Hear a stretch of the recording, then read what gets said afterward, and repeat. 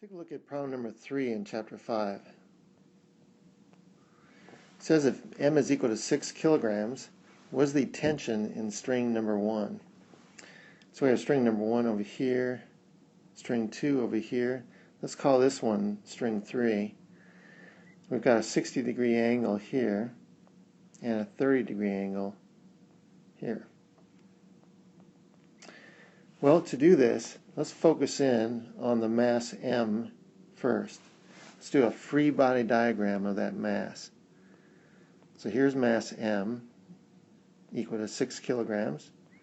And if we did a free body diagram, the forces acting on it would be weight equal to mg, pulling down, and that would be balanced by the tension pulling inward on cord 3. So these two forces would be equal and opposite, giving it a static equilibrium state. Now this weight equal mg is going to be 6 times 9.8. So that is going to be 58.8 newtons. And that will be the weight of that mass.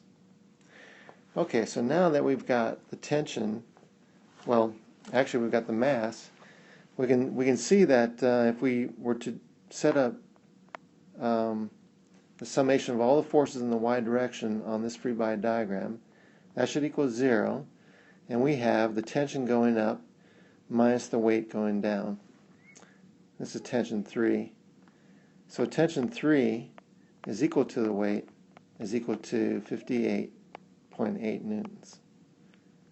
Alright, so now we have tension 3. We want to find the other tensions.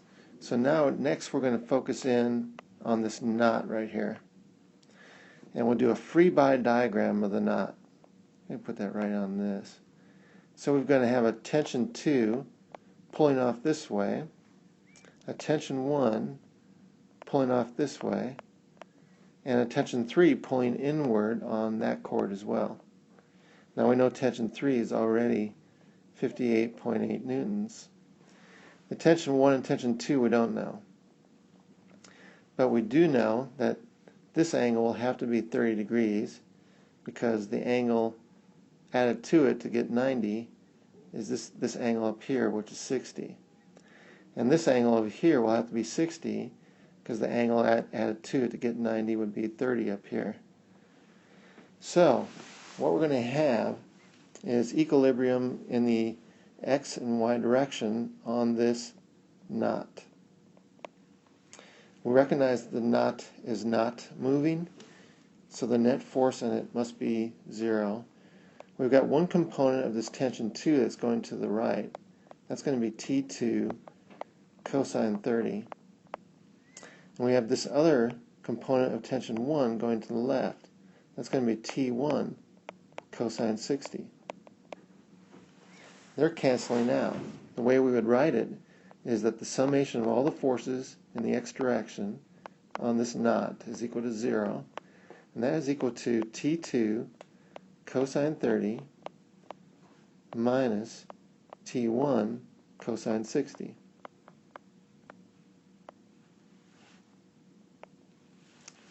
Try to get a 1 there. So we would see that T1 cosine 60 would be equal to T2 cosine 30,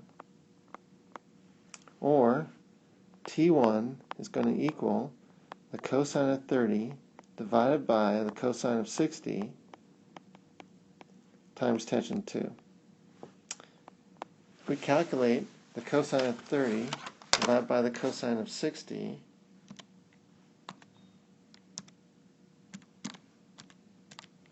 we get 1.73. So this is 1.73 tension 2. Nice to know. I've always wanted to know that.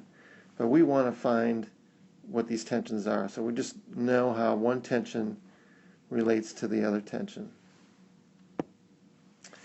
Alright, so let's look at the y direction for the knot.